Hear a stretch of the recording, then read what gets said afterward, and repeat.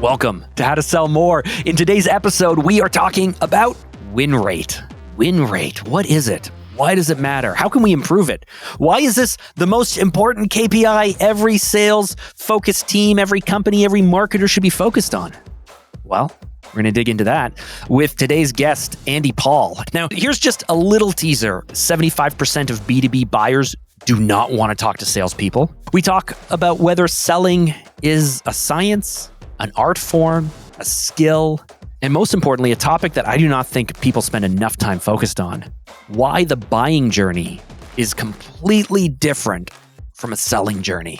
Andy is the mind and almost the evangelist behind this idea of a win rate. He is the voice behind the aptly named Win Rate podcast. He is the author of the book Sell Without Selling Out, and he has 3 decades plus experience talking about this kind of stuff, helping organizations, leading strategy as a consultant. And in fact, someone that I really respect, Marshall Goldsmith, the author of the book, What Got You Here Won't Get You There, he said that Andy strips the complexity from the craft of selling. And I'm going to paraphrase here. What's left is that path to success. Now that is high praise, but I almost picture it as that visual of, the statue exists in the block of granite. My job is just to chisel away the stuff that doesn't matter. That is what Marshall Goldsmith is saying Andy brings. And he brings it to this conversation as well. We get into that and a whole lot more. I am Mark Drager. Let's get into it. So Andy, you are the host of the Win Rate podcast. And so naturally, if you are, I'm the host of How to Sell More. I care a lot about how do we sell more. You're the host of the Win Rate podcast. If you're going to name your podcast and you're going to write books about this and you're going to keynote on it and you're going to get hired by all of these corporate companies to help B2B businesses sell more and win more business, you must you must be passionate about win rates. What are they? Sell more, right?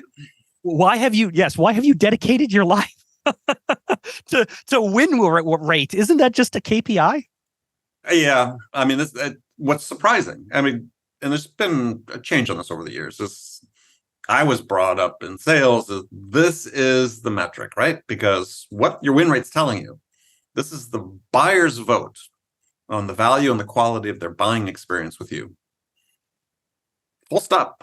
And there's no other metric that measures your effectiveness as a seller as accurately as your win rate does. But is win rate fair to place that at the salesperson's feet when it could be timing, it could be product, it could be market fit, it could be quality of the leads or the prospects you're working with. It could be all of these things, sure, right? Yeah, and the reason that's appropriate to put on the feet of the salesperson is you choose who you're going to sell to. As a seller, you have a limited amount of time and attention. It's up to you to make the decision about where you're going to invest that time and attention. So if somebody's not a fit, don't sell to them. If the timing's not right, you're not going to sell to them. And you have that choice. And if you're saying as a seller, well, geez, I don't have enough prospects that fit what I need, my ICP that I'm going to make the decision to sell to them. Well, go out and find some. Okay. So what are we getting wrong about win rate? Why are we ignoring it as business people? Why is this the thing that we should be focused on more so than anything else? Well, for the reason I said before, is there's nothing that measures your effectiveness as a seller. Meaning in the moments when you're interacting with the buyer, that you are helping them make progress toward making their decision. What's a buyer trying to do? So your buyer, when you ask sellers, what's the buyer's job? And it's like, well, they're trying to make a transformation in their business, blah, blah, blah. It's like, sure, but that's an outcome of the job. The job is I'm making a decision to make a change in my business.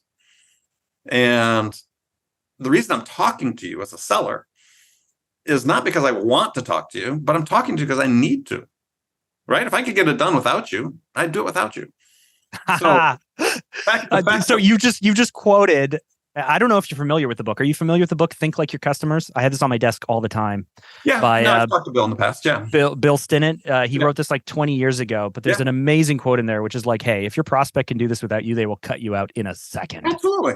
Right. So this is the thing that sellers freak out because, Gartner and all these other companies come out with this research saying, oh, 75% of B2B buyers say they don't want to talk to salespeople. And my rebuttal to that is, well, first of all, that's completely wrong. The figure is 100% of buyers don't want to talk to salespeople, right? So if they're engaged with you in a conversation, it's not because they want to, it's because they need to. So in those moments, then, what do they need you to help them do? They need you to help them gather and make sense of the information they need to be able to make an informed decision. Pure and simple. And we know from research from multiple companies, Gartner, Trinity Perspectives, many others that have done buyer research, is that at the end of the day, the biggest factors that influence the buyer's choice of vendors, not the product, it's not the price, it's their experience with the salesperson. So ultimately, your win rate, as just said, is that measure of how effective and how valuable that experience has been for the buyer. And help me understand this, because I'm not sure that and I want to get specific on this. Sure. Is this similar to close rate, where you would basically just decide at what point a lead becomes qualified, and then you'd measure your close rate off of that qualified lead? Yes. Is that it at the end of the day? So you get to decide and define what is a close or a win, what is considered a qualified lead or a non-qualified lead, and then you can play with your numbers this way, or is that just lying to ourselves? You're saying, look, this is what I forecast in my pipeline this month, and we get to the end of the month, and I've got a final disposition on 10 of them. Let's add 10, right? And 10 go to closed won or closed loss. What fraction of those did you win? That's your win rate. Now, I don't normally jump onto something like this, but the subheading, the subline, the tagline of your podcast is a science and art of great selling. And I don't know if this is just a marketing line that you've come up with because it is a science and an art, or if you spend time really being able to dig into what aspects of managing this win rate is the science, whether this is, following up in a certain time or a certain sequence or psychology or whatever that might be, or influence, so to speak.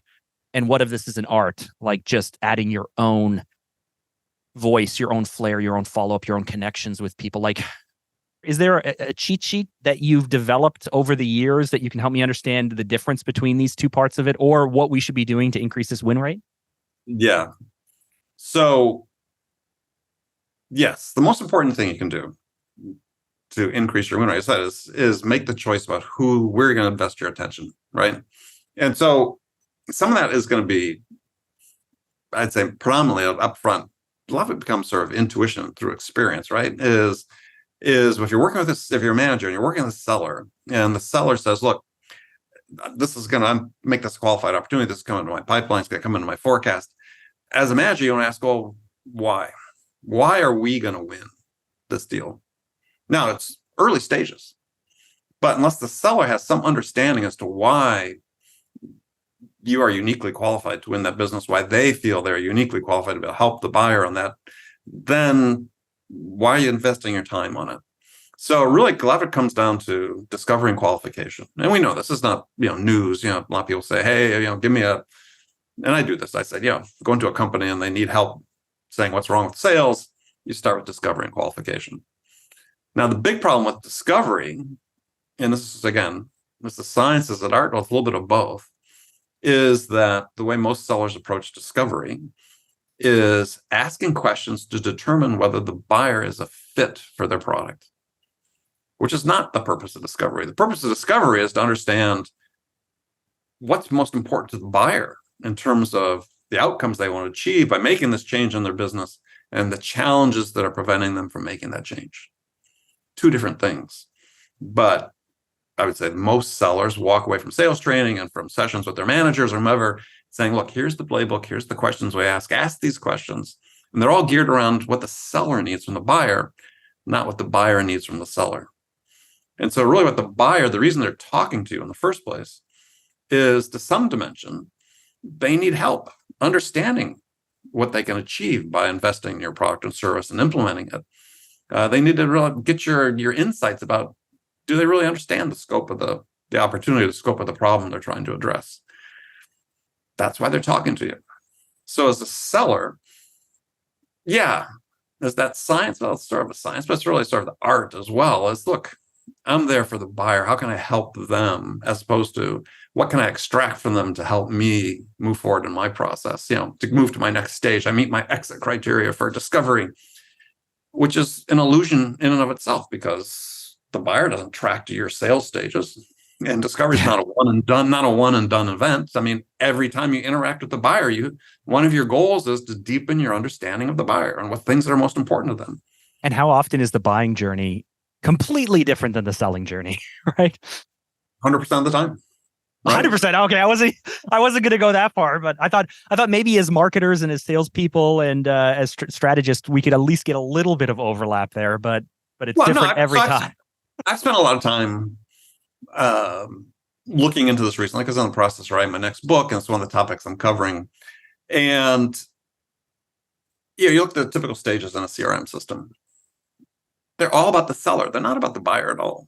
The buyer doesn't delineate where they are in their process by, oh, I'm in discovery now, right? Or I'm in qualification, or no, not at all.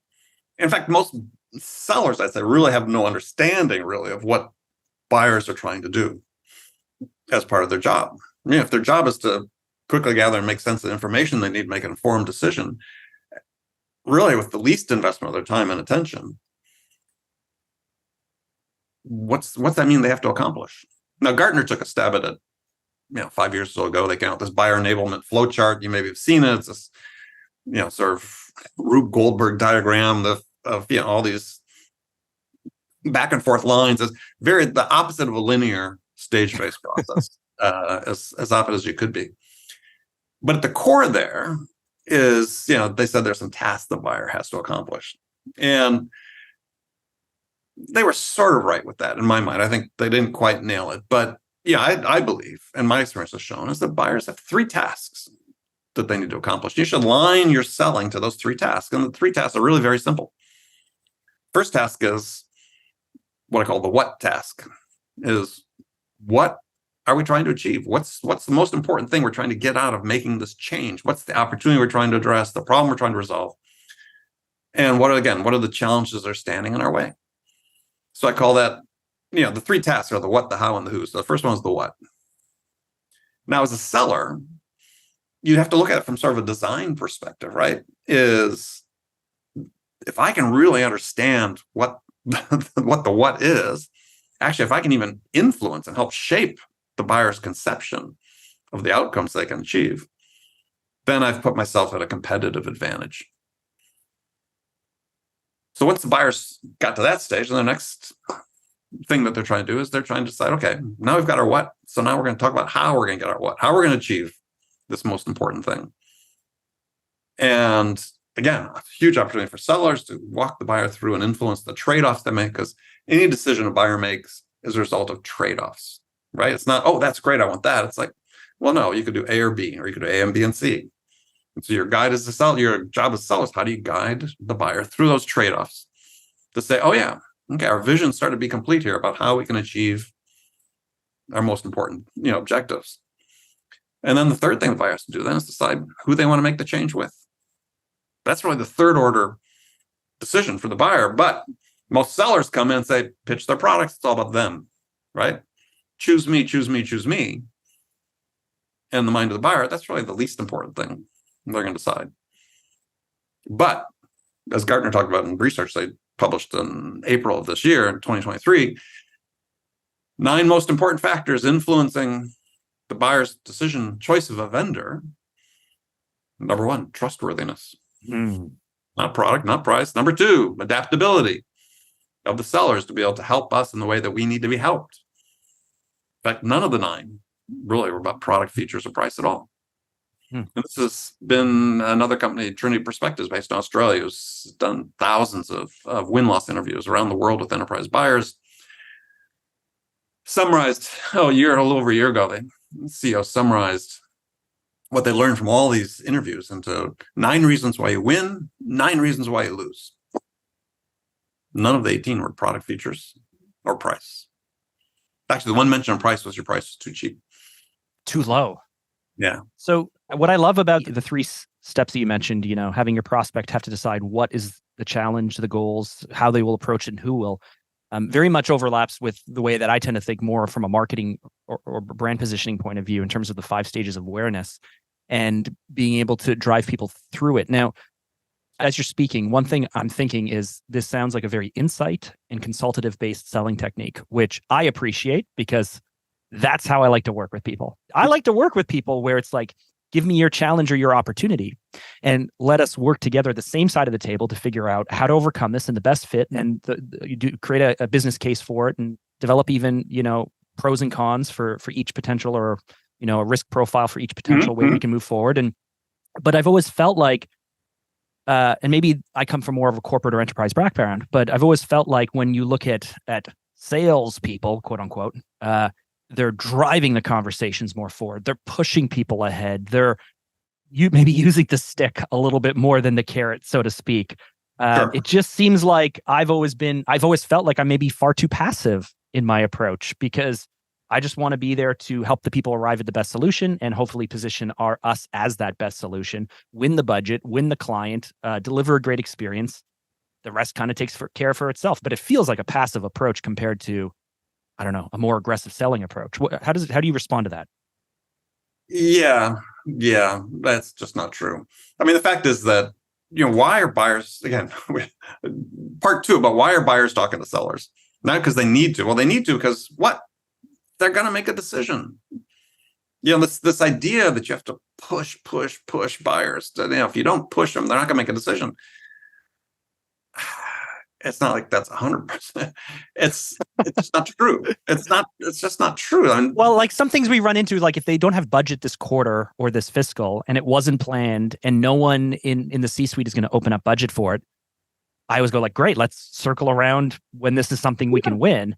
Yes. But again, I've always felt very passive in that approach. Like somehow I'm supposed to figure out some kind of way to convince them to free up budget that does not exist at all, if you know what I mean.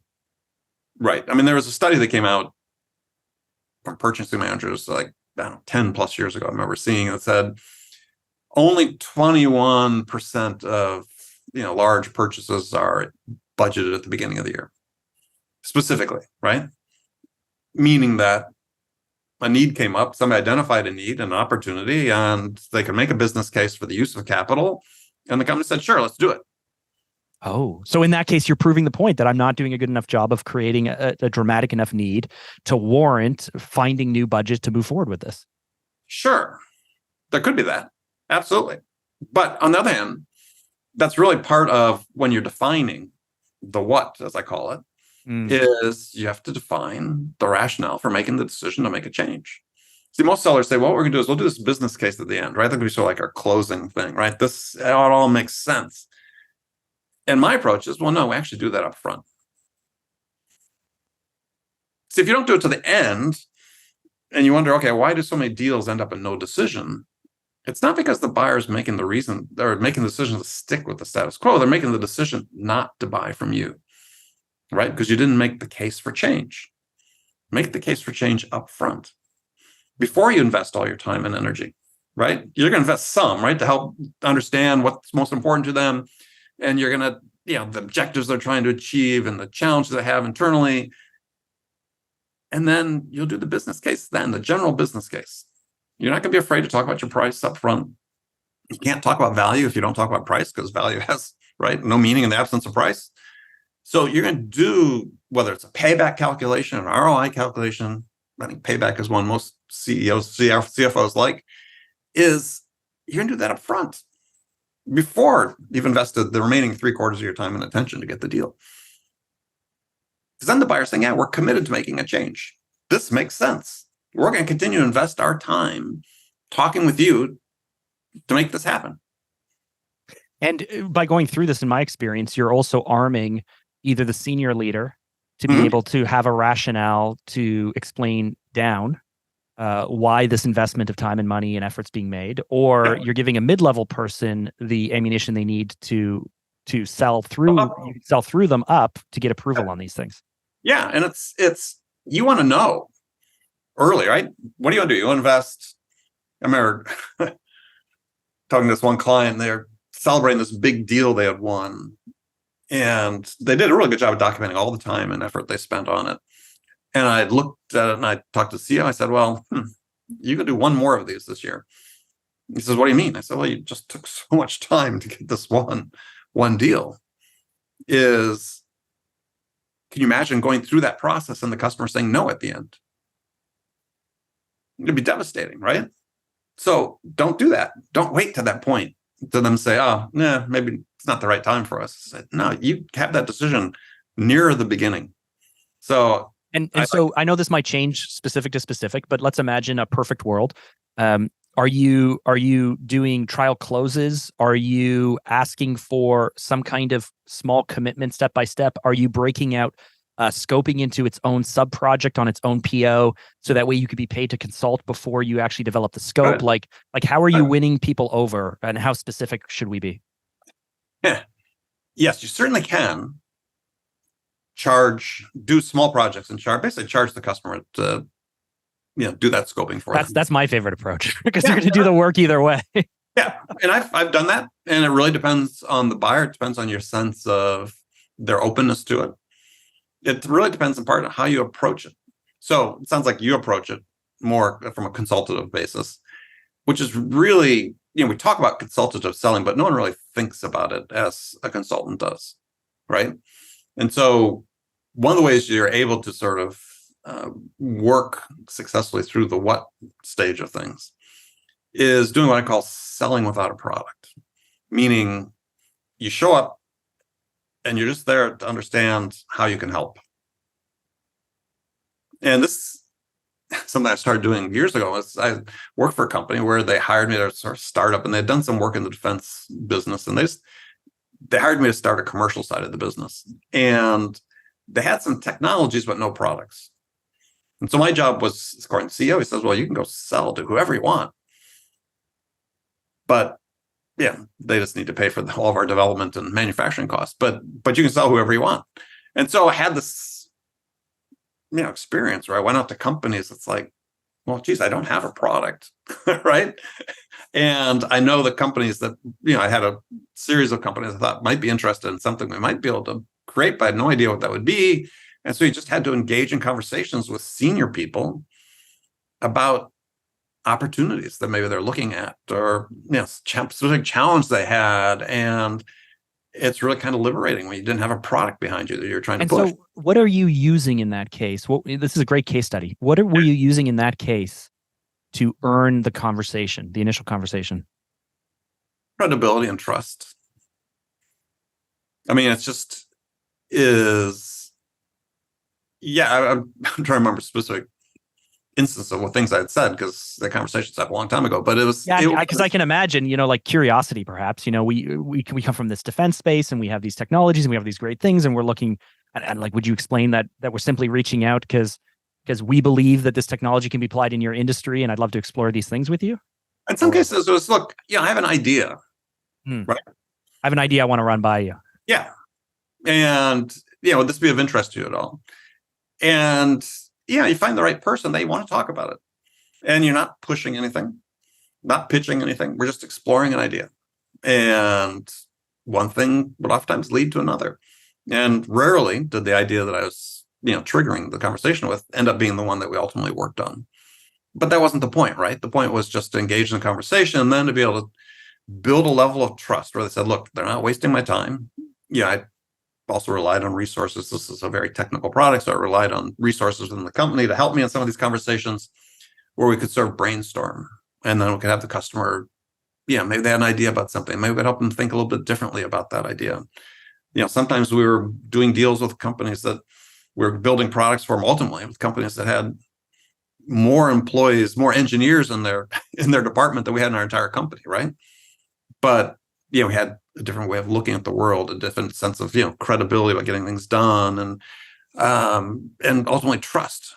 So that's sort of the approach that sellers have to approach customers with, is the idea that I'm here really to identify what's the thing you're excited about that could be an opportunity you want to seize, or a particular challenge that you're facing internally. How can we help you think differently about it, and perhaps find a way we could work together on it? But it's not about the product you've got sitting in your line card that you want to sell. And I imagine, it sounds to me that this is very much focused on lower volume, higher margin work or enterprise work or account-based selling techniques. Is my assumption correct, or does this actually start to work even in higher volume, lower margin type sales situations? It can work, absolutely. And it is a little more account-based though. But I think this is something that we've really strayed away from in general in B2B sales. You could have something that's high volume, lower margin product, whatever. But we don't start from the position of really getting to know the businesses and the companies that are in our patch, right? Because we're so focused on let's outbound them, let's spam them, let's send a bunch of email, as opposed to saying, look, hey, you're an AE. Here are these 100 accounts that are in your patch, whatever that patch is. It's your business. Build your business. And we've taken a lot of that autonomy away from sellers, as well as, which I think is hugely important. I mean, I think this is, it's the way top sellers thrive is with autonomy. But I think we could extend it even to more people. But you give people responsibility, saying, look, this is a business. Grow this business. And I was having this conversation a couple of days ago about sort of back to the future moment is I think this has become more what sellers do and companies do is, we've got these, we're trying to build this business for the long term. We want to do business with these types of companies, if not these specific companies. Let's go invest the time to get to know the people at those companies.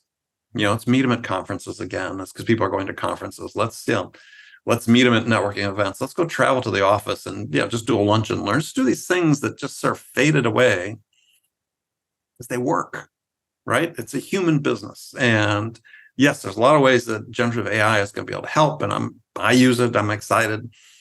But my great fear is that by and large in the sales world, they're going to use the power of this technology to do like what we do with sales engagement platforms and so on. It's just to automate shitty sales behavior.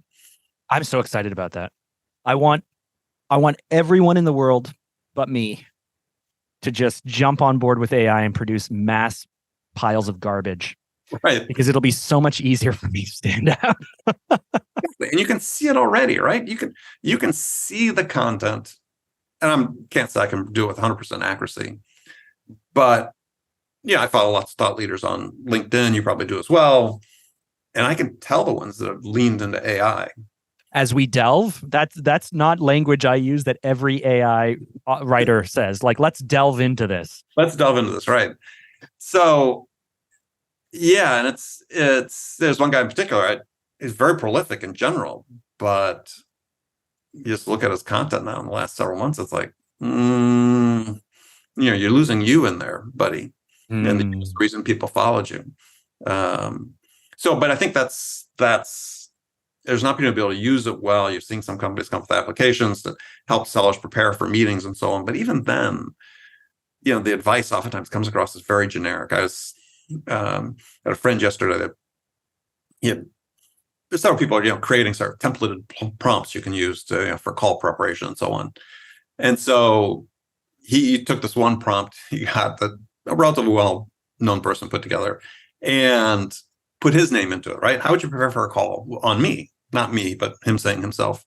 In his business, he's CEO of a good-sized training company. And he just couldn't get it to do anything really good, right? Everything was just bland and generic. And he was being very thoughtful about, each rev of saying, try again, try this, focus on this. Not there. There were some tidbits in there, right? But, my fear is, sellers just going to lean into this and just sort of take the generic and run with it. And it's going to be the same generic experience that buyers have had forever. So if I can just give our audience one quick tip, if you're using ChatGPT or other AIs, I've seen the best results when I draft something, I bang something out, and I literally go to chat and I go, how's this? And I just copy and paste it in there. In any direction. How's this? And it will automatically review it. It'll break down the rationale. It'll offer suggestions for word changes. It will literally give you a full breakdown. And then I will quickly make some changes and rewrite it and go, how's this? And it does the same thing. I like that. And that has helped me out so much because I've had to do we were working with a professional association on a qualitative market research study. Right. And it was a very this is a professional services association, nonprofit in the health space. And so I had to be really careful with how we were approaching the outreach and the language for the study.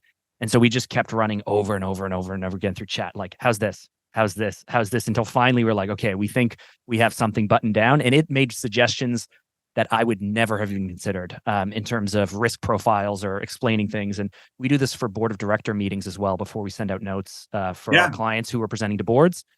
I don't have a ton of experience with the formal way to present to a board. So we do all of that stuff. I love that suggestion. I wrote it down. It's, one of the things I think a lot of people just aren't recognizing with ChatGPT is that you're really, you're having a conversation with it and you're fundamentally asking it questions. So one of the real problems with sales these days, we talked about, back to discovery we talked about before, is most sellers are accustomed to sort of, I've got my 10 questions I ask and they're sort of scripted and I ask these questions, but it's always the second and the third and the fourth follow-up question that gets you the information you need. 5 levels deep, 7 levels deep, whatever you want to call it. This is a problem where sellers struggle because they're sort of in a hurry, right? Get this done. They're under pressure, do these number of activities instead of saying, look, let me really make the decision, the choice to dive deeper. Well, if it's that same lack of curiosity, so hold you back from using ChatGPT effectively. And so I think this is why we see a lot of sort of some very superficial, generic content and other things being put together is because people just aren't unleashing their curiosity to say, well, yeah, it's not the first question. It's the second, third, and fourth question that really get me what I need. And until sellers sort of understand that, they're going to be struggling in the same degree. Oh, Andy Paul, you are the host of the Win Rate podcast. You're also the author of the book Sell Without Selling Out. I have one final question for you, but I wanted to thank you for just opening up and sharing this time with you. You talked just now, and I love the fact that this led into it. You talked about the importance of asking really smart questions. I'm kind of obsessed with questions and collecting them. So I'm curious, what is your number one go-to or favorite question you love to ask during a discovery call? It's a type of question. It's not a specific question because it'll vary from situation to situation. And I write about in the book, and Sell Without Selling Out, I have a whole chapter on question types. And I have 6 that I lay out. But yeah, my favorite type is I call an insight question. And so it's asking the client something they should reasonably be expected to know about their business, but probably don't. And so in my case, let's say if I'm talking to a CEO and they're, or a CRO and they've got a sales issue and we're trying to, sort of diagnose what's going on. My insight question typically is, okay, well, so tell me, how many selling hours does it take you to move a deal from initial point of contact to a win? Of course, they don't know that. I mean, some might have Gong and they might be running all of the software and all the analytics. They don't track that in Gong either, because unless you're charging hours to a time card, you really don't know. Now, consulting firms do that, but very few sales organizations do. Now, I ran sales organizations. Let me tell you, my lawyer does that. They charge down to charge down to 10-minute increments. Right. But from a sales perspective, the reason it's important for CEOs to know that is the thing that your most limited resource is time. So unless you understand the revenue you're generating per hour of selling time, you really don't understand your capabilities or your capacity, let's say, as an organization for producing revenue. So it's really critical. You've just given me a metric I haven't come across before. I like that. Revenue per hours of selling time. I like that. So that's always a conversation starter. And so it sort of varies, sort of based on industry to industry, what you're going to say, or client to client. And actually, I've been playing around this week with Gen AI to say, okay, help me create insight questions. Haven't quite perfected it, but I'm sure I'll get there here shortly. It's a little more investment of time. And then I'll share it once I can sort of master it. But that's potential use for it. But those are great questions. And they're conversation starters. Well, why is that important to me? Why should I know that? And then if you're the seller that asks it and they think, oh, well, pretty smart person to ask that question. What else do you know? Okay, to wrap up this talk with Andy Paul, let's get into the 3-point roundup. Number 1, your win rate is probably the best performance indicator for a salesperson. It's going to reflect how effectively that salesperson is meeting the customer needs, how well they're resonating with the person they're speaking with, how well they understand the need, positioning the need, pitching the need, and ultimately closing business. Number 2, it is fair to lay at the feet of salespeople the win rate. They have influence over it. Sure, not everyone's going to move ahead with you. Some will say yes, some will say no, so what? But the truth is, you have control over your win rate because you have control over who you prospect, who you target, who you pre-qualify, and how you do that. And number 3, selling really is an art. It is part art, part science, because ultimately you have to deliver real value. And to be able to do that, you have to offer insight and solutions that genuinely it addresses the client's concerns and their needs, and it gives them the outcome and the results that they're looking for. If you cannot do those basic things, you're going to really struggle with sales. So part science, part skill, part frameworks you can follow, but ultimately being able to find that value, the insight and the solution that really cracks that. Maybe it is a part of an art form, but I think it's something we can all learn and get better at with repetition. So there you have it. Those were my 3 takeaways from this talk. What was your number 1 lesson? What do you agree with? What do you disagree with? What do you love? What do you hate? Head over to LinkedIn. Look me up. My name is Mark Drager. I'm the black and white photo with the little blue background. I want to hear from you. Drop me a DM and let me know. And while you're over on LinkedIn, be sure to give a connection and a follow to Andy Paul, today's guest. You can also check out his podcast, the Win Rate Podcast, everywhere you listen to podcasts. But make sure that you listen and subscribe to ours first. And you can also grab a copy of his book, Sell Without Selling Out. I have mine right here. Can you hear that? That's the sound of me flipping through the pages. And if you want to know more about Andy Paul, go to andypaul.com. Now, one last thing. If you've made it this far into this episode, you really should subscribe. And here's why. Each week, I share practical strategies and tips, just like the conversation I had with Andy, to supercharge your business growth and to boost sales. With that, I'm Mark Drager. I will catch you in the next episode.